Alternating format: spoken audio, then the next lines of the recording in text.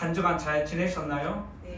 네, 그리고 어제 또 교회 청소해 주신다고 또 이 자리에 나오셔서 구석구석 청소해 주신 성도님들 진심으로 감사한 말씀 드리고, 여러분의 그 청소하는 손길을 보면서 제가 무엇을 느꼈냐면, 성도님들이 교회를 사랑하는구나 라는 그 마음을, 손길을 제가 볼 수 있었습니다. 그래서 제 마음에 하나님, 성도님들이 교회를 사랑해서 청소하는 그 손길 꼭 기억해 달라고, 저들이 교회를 사랑하는 것처럼 저 또한 교회를 사랑하게 해달라고, 이런 마음을 가지는 시간이었습니다. 어제 수고하셨는데 서로 격려하는 마음으로, 또 어제 수고하지 못한 분들은 나는 어떡하지 생각 들겠지만 서로 격려하고 감사하는 마음으로 감사합니다라고 인사하면 좋겠습니다. 옆 사람과 인사하시죠. 감사합니다. 감사합니다. 장마 기간에 성도님들 집은 평안하신가요? 네. 뭐 비 새는 거 없으신가요? 네. 비 새면 제가 책임질 것 같은데요. 그죠? 네, 어쨌든 이렇게 반가운 모습으로 인사할 수 있는 시간 주셔서 감사하고, 앞으로도 건강한 모습으로 계속 이 자리에서 은혜를 나누면 좋겠습니다. 오늘 우리가 읽은 시편 136편은 감사라는 단어가 매 절마다 등장합니다. 이것이 시편 136편의 가장 특이한 점입니다. 하나님을 섬기는 백성에게 감사가 필수라는 뜻입니다. 믿음 생활에서 감사는 기본이라는 뜻이기도 합니다. 믿음 생활하는데 감사가 없다면 그 사람 믿음 생활은 진짜 믿음일까요? 믿음 생활에서 감사가 없는 건 믿음 생활이 아닙니다. 감사는 믿음 생활의 기본입니다. 이 자리에 계신 성도님들, 지금까지 여러분의 입술을 통해서 감사하다는 말이 얼마나 많이 나오셨습니까? 제가 한 번씩 인사시키잖아요. 가장 세 가지가 기본입니다. 안녕하세요, 감사합니다, 죄송합니다. 이 세 개는 우리 삶의 가장 기본인 것입니다. 바로 여러분들의 믿음 생활에도 믿음이 건강하게 자라면 감사라는 단어가 끊어지지 않습니다. 그래서 여러분 스스로 내 믿음의 건강의 척도를 가늠할 수는 있습니다. 이제부터 여러분들이 오늘 돌아가셔서 일주일 동안 삶 속에서 내가 감사라는 단어를 얼마나 많이 하고 있는지 한번 여러분의 삶을 돌아보십시오. 그러면 내 믿음의 건강의 척도가 어떠한지 알 수 있습니다. 그리고 오늘 말씀에서 감사와 함께 계속 반복적으로 강조하는 것이 있다면, 하나님은 선하다, 하나님은 인자하시다, 이 부분이 각 절마다 계속 동일하게 반복됩니다. 하나님의 선하심과 인자하심을 다른 말로 바꾸면 하나님은 사랑이다, 이 말입니다. 하나님은 여러분들을 사랑하십니다. 진짜 믿으십니까? 그 사랑이란 단어가 다른 말로 표현된 게 뭐냐면, 하나님은 선하시다, 하나님은 인자하시다라는 뜻입니다.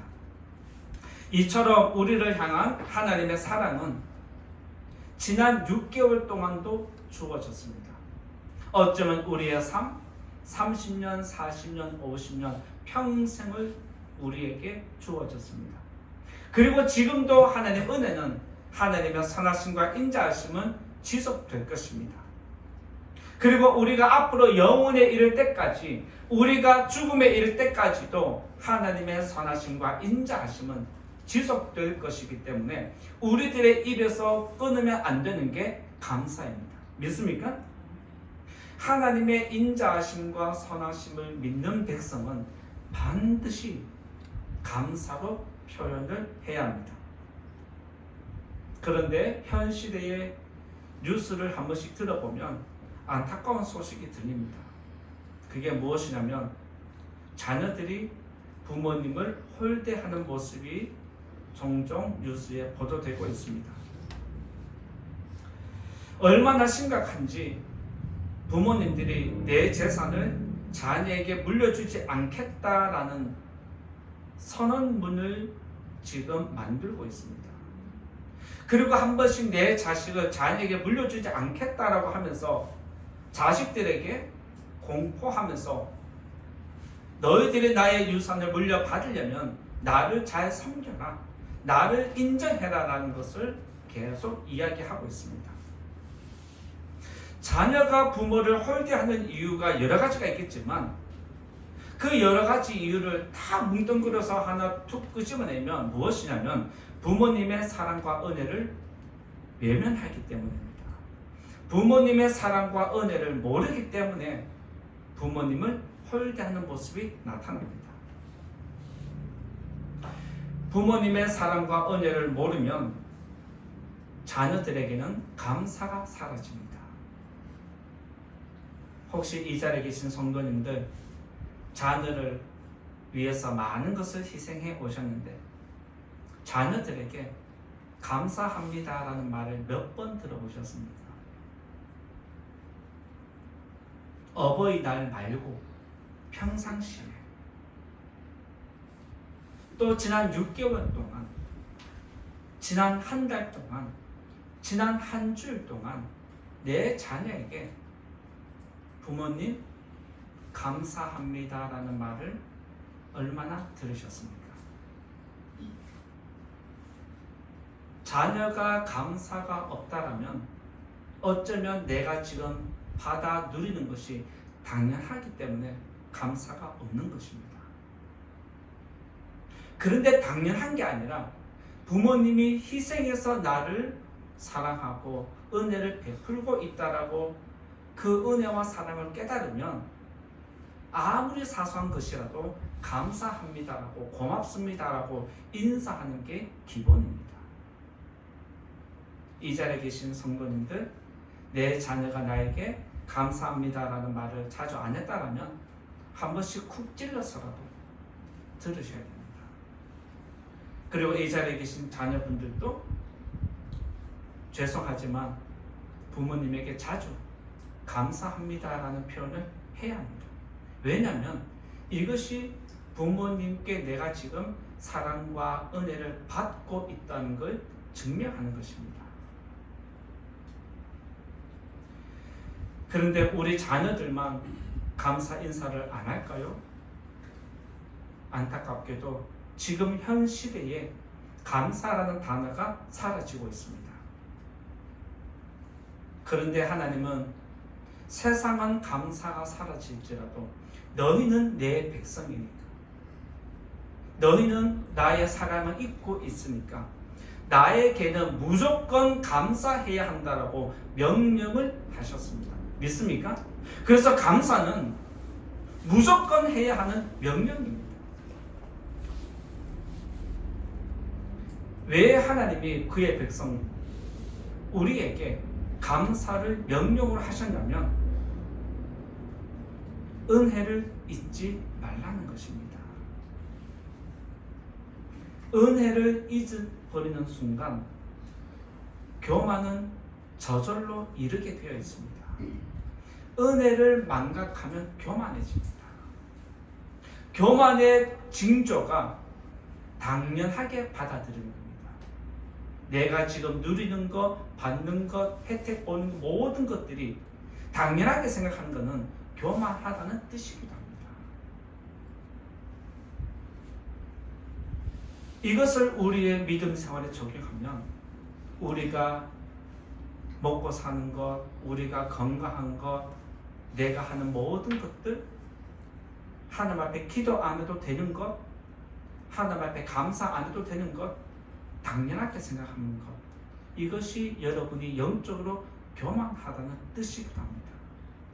그렇기 때문에 우리 자녀들이 나한테 감사 안 하네, 교만하네 라고 생각할 게 아니라 내가 하나님 앞에 감사를 표현 안 하고 내가 지금 당연하게 생각하고 교만한 것은 아닌지 돌아봐야 한다는 것입니다. 감사는 은혜를 자꾸 떠올리게 만듭니다. 그리고 은혜는 감사를 계속해서 끄집어냅니다. 다시 한번 말씀드립니다. 감사는 은혜를 떠올리게 만들고 은혜는 감사를 계속 끄집어냅니다. 그래서 믿음 생활에는 무조건 감사가 있어야 합니다. 감사는 많은 것을 가졌기 때문에 감사하는 게 아닙니다.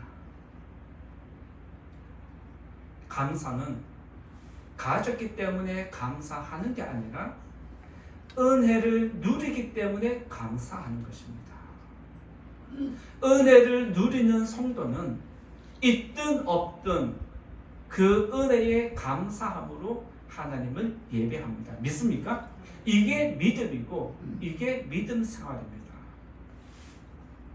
그래서 감사는 믿음으로 드리는 것입니다.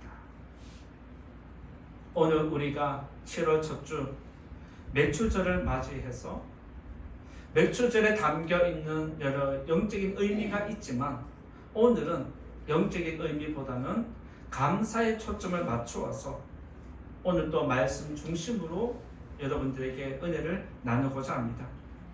여러분 주변 사람들이 감사를 표현 안 한다 할지라도 여러분은 그들에게 휩쓸리지 말고 감사를 통해서 나는 세상과 구별된 사람이다. 나는 감사를 하는 사람이다. 이런 믿음으로 뜻을 세우시고 여러분의 믿음 생활이 더 풍성해지기를 예수님 이름으로 부탁드리면서 오늘 말씀 나누고자 합니다. 여호와께 감사하라라고 할 때 첫 번째는 창조에 대한 이야기입니다. 여호와께 감사하라 할 때에 첫 번째는 창조에 대한 것을 우리가 감사해야 합니다. 1절을 같이 또 읽어보겠습니다. 1절 같이 읽어보겠습니다. 시작. 여호와께 감사하라. 그는 선하시며 그 인자하심이 영원하미로다.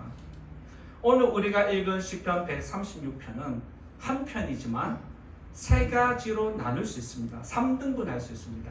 1절부터 9절까지, 10절부터 15절까지, 16절부터 26절까지 세 내용으로 나누어집니다. 1절에서 9절은 창조하신 하나님을 감사 찬양하는 내용이고 10절에서 15절은 애굽에서 구원시키고 광야에서 우리와 함께 하신 그런 예수님의 구원을 찬양하는 걸로 연결되고 16절에서 26절은 광야 생활 동안 성령이 함께하는 그 내용을 찬양하는 것입니다. 오늘 이 시편을 기록한 시인은 성부, 성자, 성령의 사역을 같이 찬양하는 것을 보게 됩니다. 그리고 이 시편을 통해서 시인은 우리가 성부 하나님을 무엇을 찬양해야 하는지, 성자 예수님의 무엇을 감사해야 하는지, 성령 하나님을 왜 우리가 사모해야 되고 찬양해야 하는지를 정확하게 짚어주십니다. 만약 하나님께서 천지를 창조하지 않았다면 우리는 여기에 존재하지 않습니다. 우리는 하나님의 창조물이기 때문에 피조물은 마땅히 창조주를 예배해야 합니다. 이것이 하나님이 우리에게 요구하는 감사입니다. 여기서 우리가 좀 더 집중해서 보고 싶은 것은 1절에 보면 하나님이라는 것을 여호와라고 그렇게 이야기를 하고 있습니다. 하나님께 감사하라가 아니라 여호와께 감사하라는 것입니다. 성경에서 여호와는 언약을 이야기합니다. 하나님을 이야기할 때는 능력을 이야기하고 여호와를 이야기할 때는 뭐를 이야기한다? 언약을 이야기합니다. 그래서 여러분들이 여호와를 읽으면 언약이라는 생각을 하면서 말씀을 읽으면 그 말씀 안에 담겨있는 하나님의 뜻을 발견해낼 수 있습니다. 오늘 이 시편을 기록한 시인은 여호와께 감사하라는 것은 천지를 창조하신 하나님이 저와 여러분을 자녀로 삼아 주셨다는 것, 저와 여러분을 하나님의 거룩한 백성으로 선택했다는 것을 감사하라는 것입니다.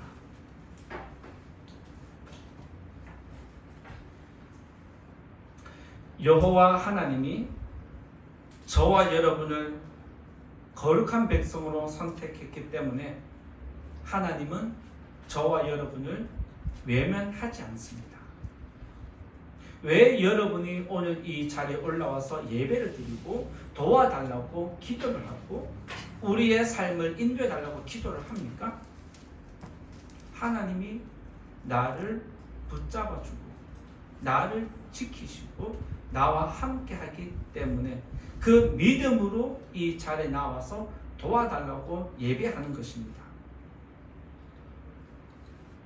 하나님의 선택은 후회가 없고 돌이킬 수 없는 완전한 구원이다라고 우리에게 말씀을 통해서 계속 가르쳐 주십니다.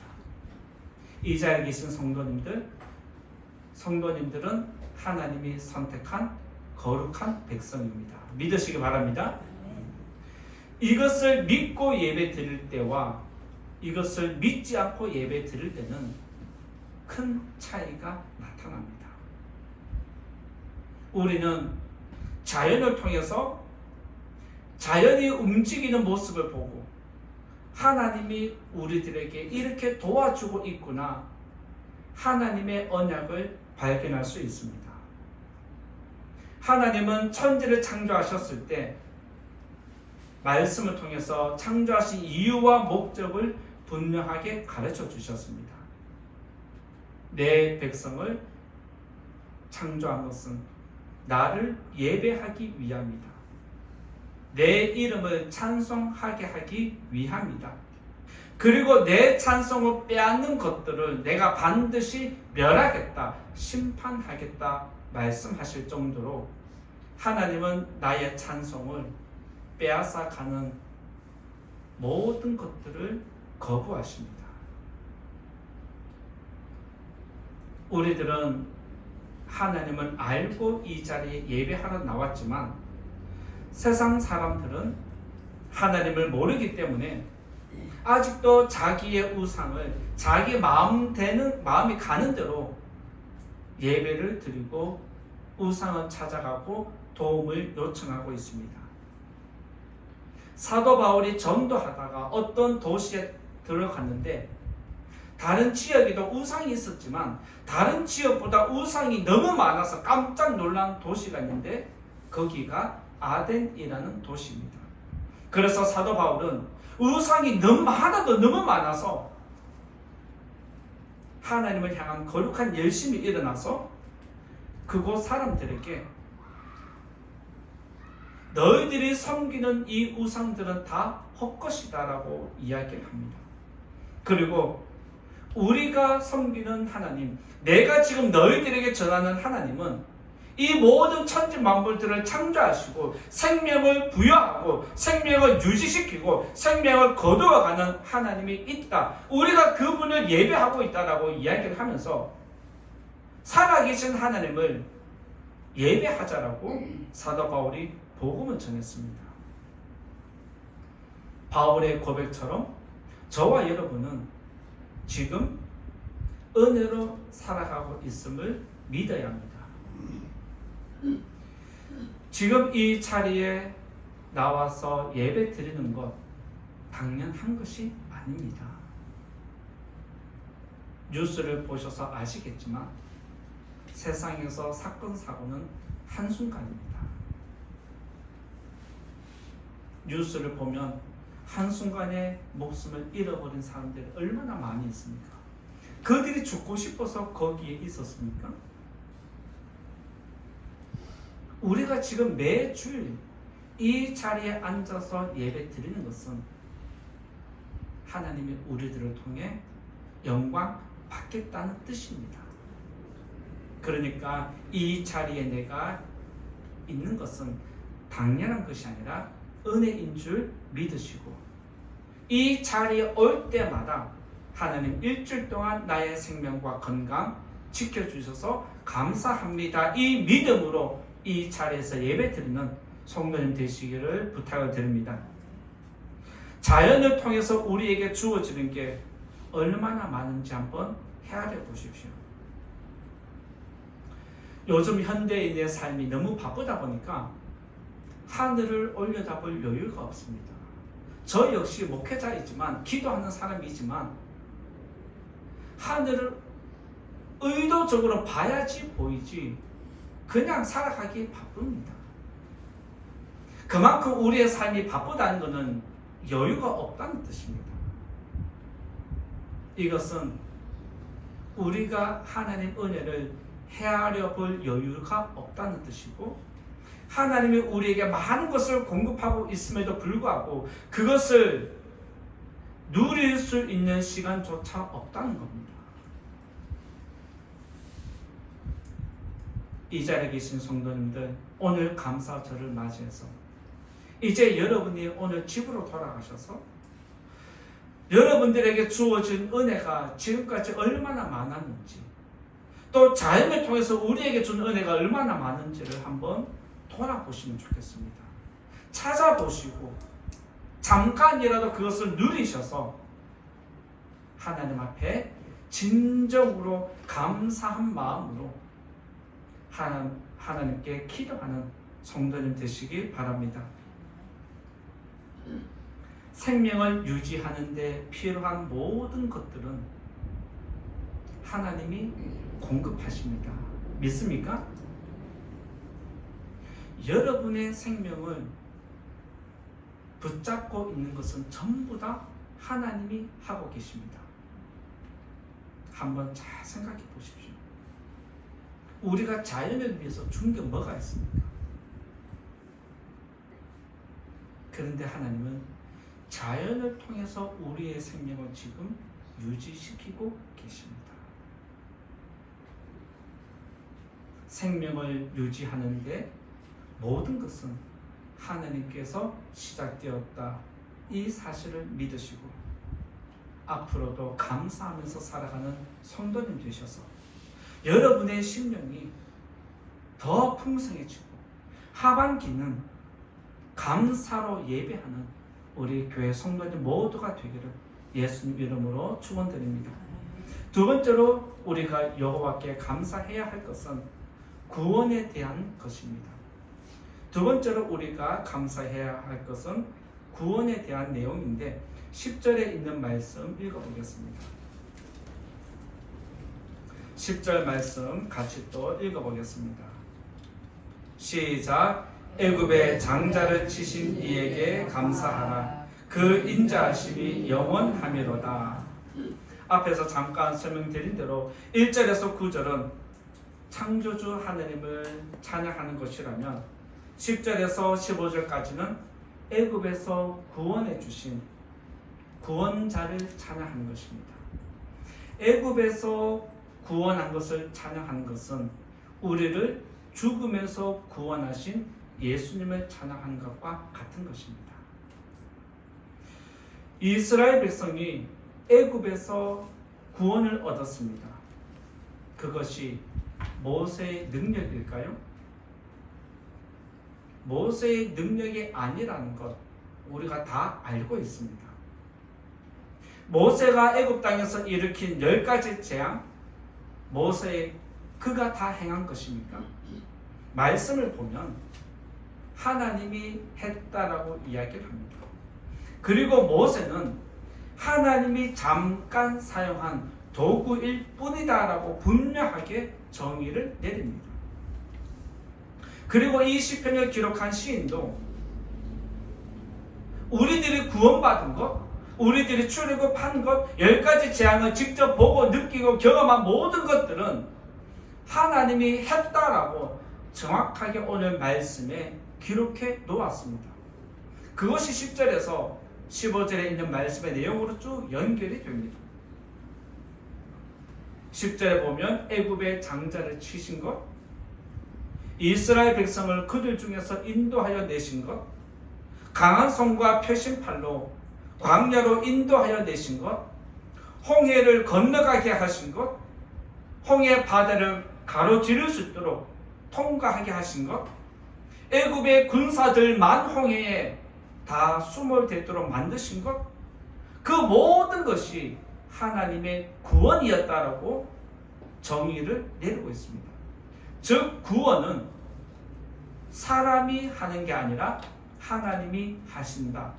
이 부분을 정확하게 정의를 내리고 이 시인은 하나님께 구원이 있음을 고백하면서 찬양합니다.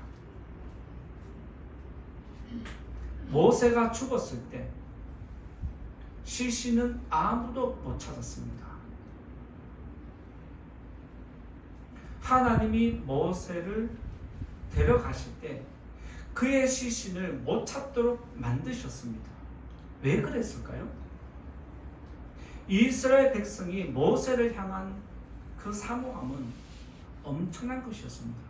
하나님의 대리자였기 때문에 모세는 그들에게 강력한 우상이 될 수 있었습니다. 그래서 하나님은 내 백성은 나를 위해서 창조했기 때문에 나의 영광을 모세에게 주면 안 된다는 거예요. 모세가 거룩한 도구로 쓰임받았다가 나중에 죽은 다음에 우상의 근원이 될까봐 하나님이 모세의 시신을 찾지 못하도록 숨겨 놓으셨습니다. 그래서 성경 어디에도 모세가 여기 있다 저기 있다 말한 적 한 번도 없습니다.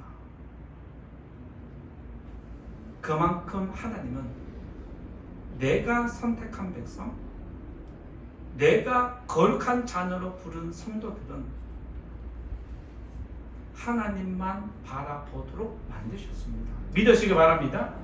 여러분들이 한때는 목회자가 좋아서, 한때는 목회자 능력이 사모해서, 한때는 목회자의 카리스마에 빠져서, 한때는 목회자의 인격에 매료되어서, 설교가 좋아서 빠져들다가 목회자에게 실망하는 이유가 무엇입니까?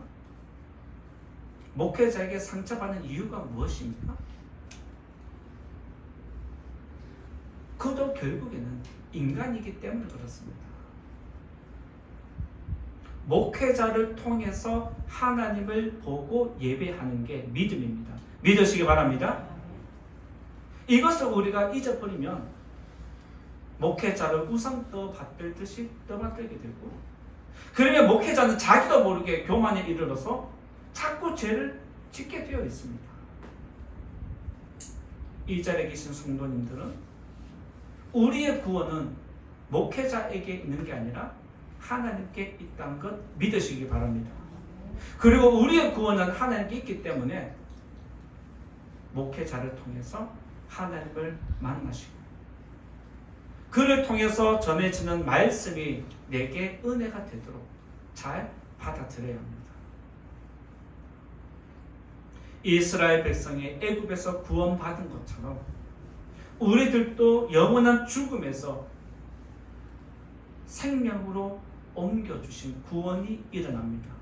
그게 예수님 때문입니다.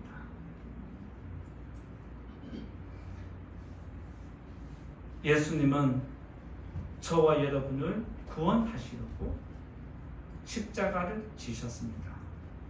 그리고 십자가에서 죽으셨고 부활하셨습니다. 그리고 승천하셨고 지금 우리들을 위해서 기도하고 계신 줄 믿습니다. 이것이 성경이 우리에게 지속적으로 가르쳐주는 교리입니다. 선하시고 인자하신 하나님이 우리에게 베풀어 주신 은혜는 선택과 구원입니다. 이것을 우리가 잘 기억해야 됩니다. 하나님이 여러분을 사랑하십니다. 믿으십니까? 그럼 그 사랑이 무엇일까요? 그 사랑이 어떻게 나타났을까요? 그것이 신학적으로 선택과 구원이라고 이야기를 합니다. 하나님이 여러분들을 사랑하는데 그 사랑이 어떻게 나타났다? 선택과 구원으로 나타났다.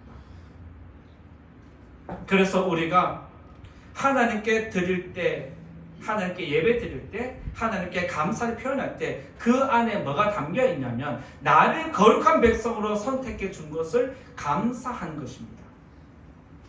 나를 거룩한 백성으로 불러주시고 또 내가 하나님께 구원을 얻을 수 있도록 도와주신 것을 감사하는 것입니다.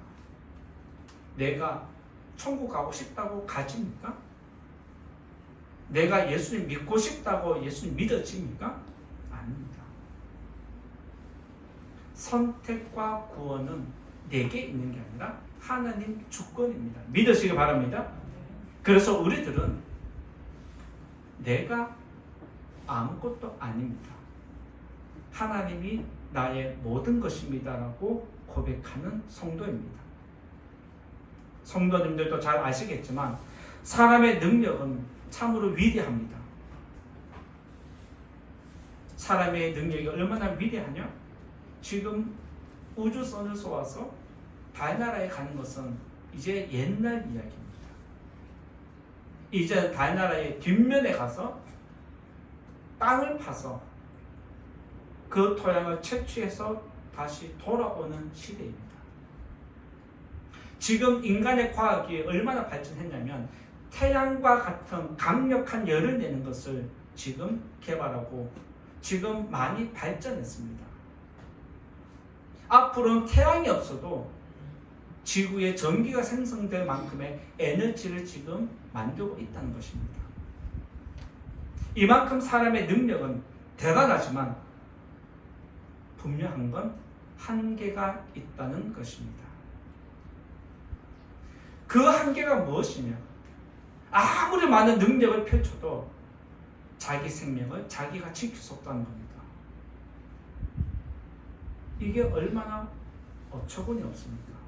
다른 모든 것들은 할 수 있는데 정작 자기의 목숨은 자기가 지키지 못하는 겁니다.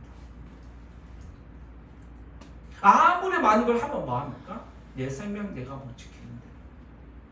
아무리 많은 것을 얻으면 뭐합니까? 내 생명 한순간에 끝납니다.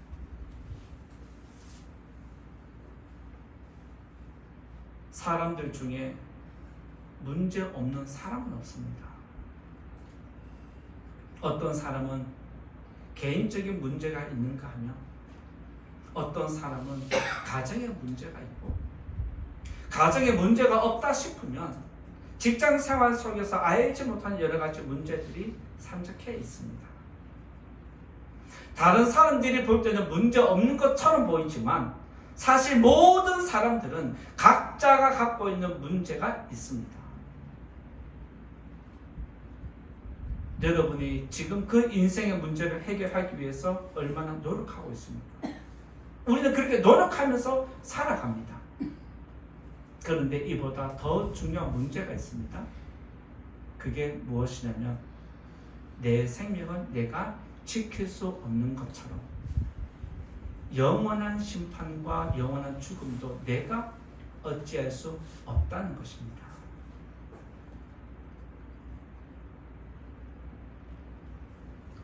세상에서 아무리 평탄한 삶을 살아도 삶의 문제, 죽음의 문제가 해결되지 않으면 그것은 완전한 평화가 아닙니다.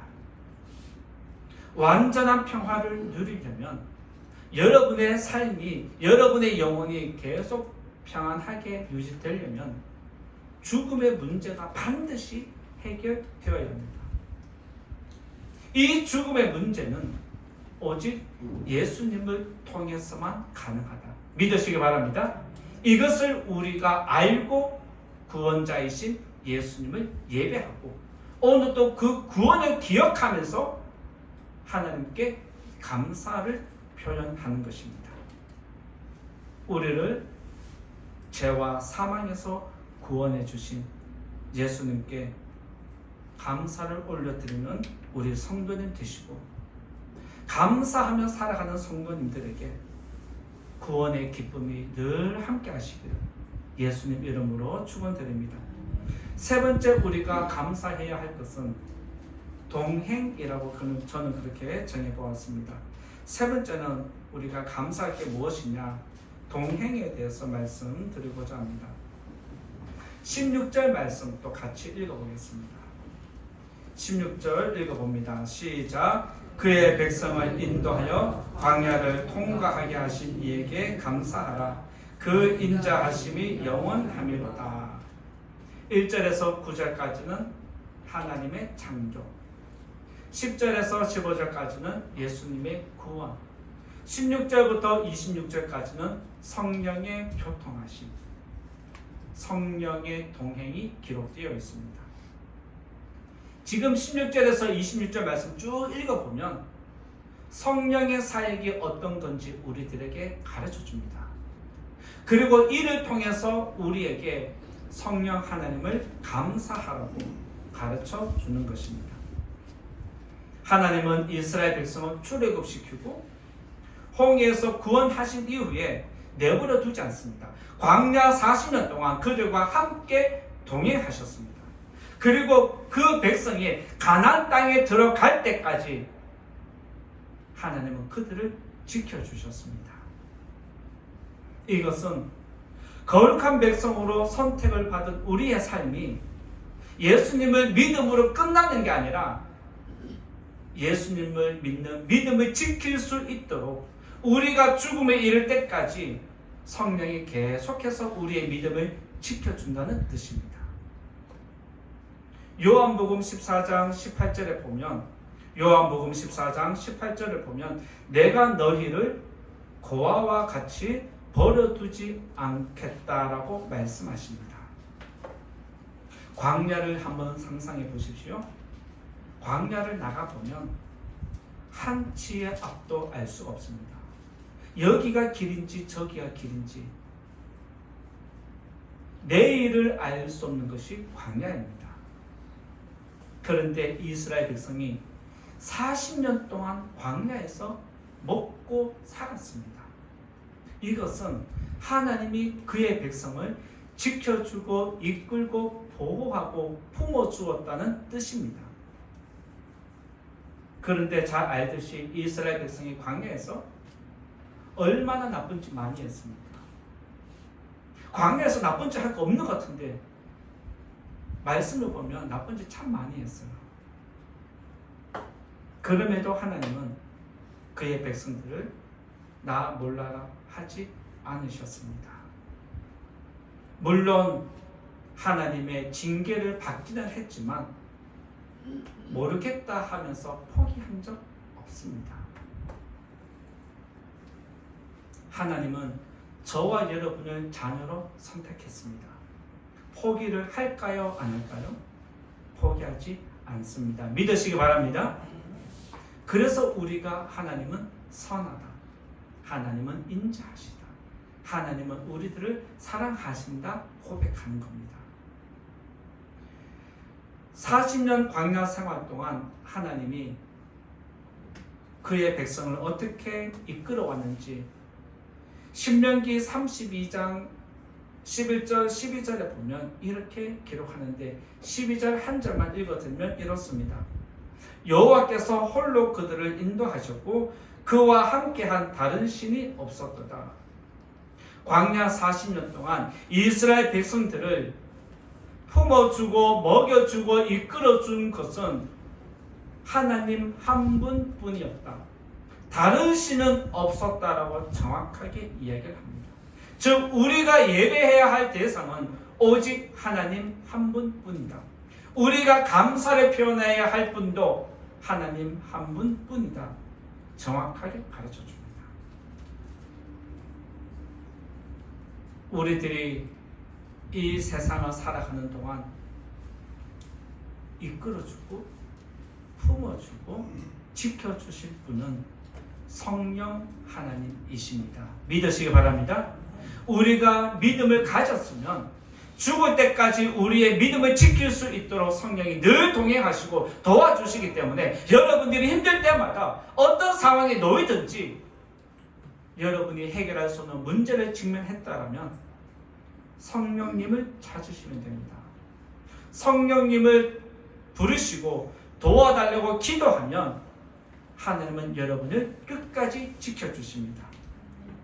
이 사실을 믿으시고 오늘도 앞으로 남아있는 6개월도 세상을 향해서 믿음으로 나아가는 성도님 되시기 바랍니다. 믿음으로 성령을 의지하고 나가는 성도님들에게 성령의 거룩한 능력이 앞으로도 영혼에 이를 때까지 함께 하시기를 축원드립니다. 이제 결론의 말씀 드리고자 합니다. 결론의 말씀으로 26절을 제가 또 읽고자 하는데 같이 읽어보겠습니다. 26절 같이 읽어봅니다. 시작. 하늘의 하나님께 감사하라. 그 인자하심이 영원하리로다. 1절에서는 여호와께 감사하라라고 했는데 26절 끝에는 하늘의 하나님께 감사하라고 끝을 맺습니다. 여호와 하나님은 언약의 하나님, 우리를 선택해 주신 사람을 감사하라는 겁니다. 그리고 26절에서 하늘의 하나님께 감사하라는 것은 우리의 도움이 어디서 오는지를 알고 우리가 예배해야 할 대상이 어디에 있는지를 알고